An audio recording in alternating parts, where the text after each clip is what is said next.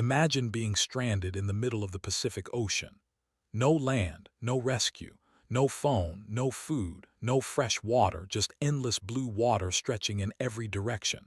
Now imagine surviving there not for a week, not for a month, but for 438 days. It sounds impossible, yet one man actually lived through it. His name was José Salvador Alvarenga. In November 2012, he was a fisherman working along the coast of Mexico. One morning, he set out on what was supposed to be a normal fishing trip. Nothing unusual, nothing historic, just another day at work. Alongside him was a young assistant named Ezequiel Cordoba. The two men loaded their small fishing boat and headed out into the Pacific Ocean. At first, everything seemed normal. They caught fish.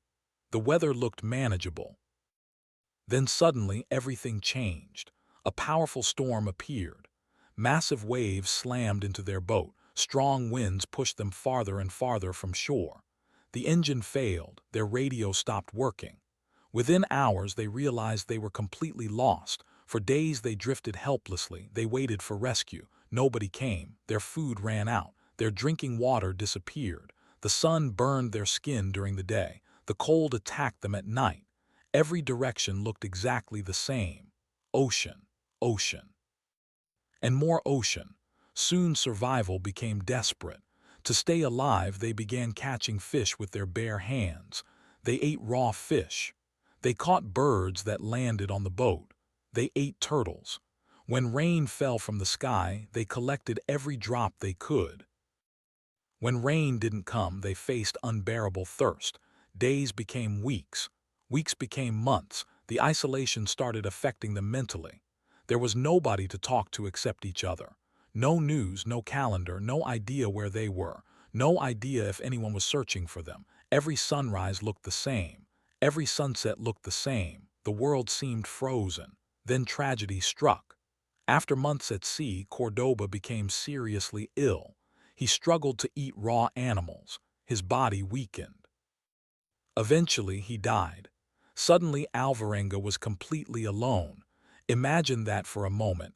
No human voice, no human contact, no human face, just you and the ocean. For months, many people believe loneliness is uncomfortable, but extreme isolation can become a form of torture. Alvarenga later said he talked to birds. He talked to himself. He talked to the dead, anything to stay sane. Still, somehow, he refused to give up. Every day became a battle against starvation, thirst, and hopelessness. He learned how to catch fish. He learned how to survive storms. He learned how to live with uncertainty.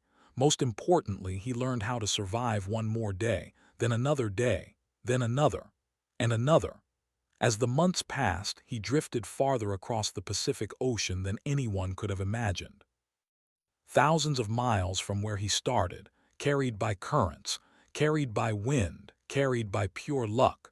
By this point, most people would assume the story ends in tragedy, but it doesn't.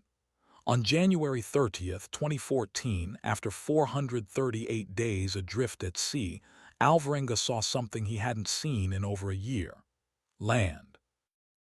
At first it seemed impossible, but as he drifted closer it became real: palm trees, beaches, an island. Using the last of his strength, he left the boat and swam to shore. The island belonged to the Marshall Islands, located deep in the Pacific Ocean. When local residents found him, they could barely believe what they were seeing. He looked like a ghost, thin, exhausted, sunburned, barely able to communicate. Then he told them his story. Many people didn't believe him. How could anyone survive 438 days at sea? The story sounded impossible, but investigators began checking the details. Mexican authorities confirmed that Alvarenga's fishing boat had gone missing during the storm. Ocean current experts found that the route he described was possible. His physical condition matched someone who had survived a long-term ordeal at sea. Years later, investigative journalist Jonathan Franklin spent countless hours interviewing Alvarenga, reviewing official reports, and examining the evidence. The result became the book 438 Days. an extraordinary true story of survival at sea. The more investigators looked into the story, the more the pieces fit together. Against all odds, José Salvador Alvarenga had survived one of the longest recorded survival ordeals in modern history. 438 days, lost at sea, alone. And somehow he lived to tell the story. How could anyone survive 438 days at sea? It sounded like a movie. It sounded impossible. But investigators eventually confirmed key parts of his journey. Ocean currents matched his route. His fishing trip had been reported missing. The timeline made sense.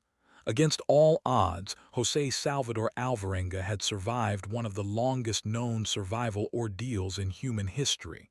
438 days, lost at sea, alone. And somehow he lived to tell the story. Because sometimes the most unbelievable stories are the ones that actually happened.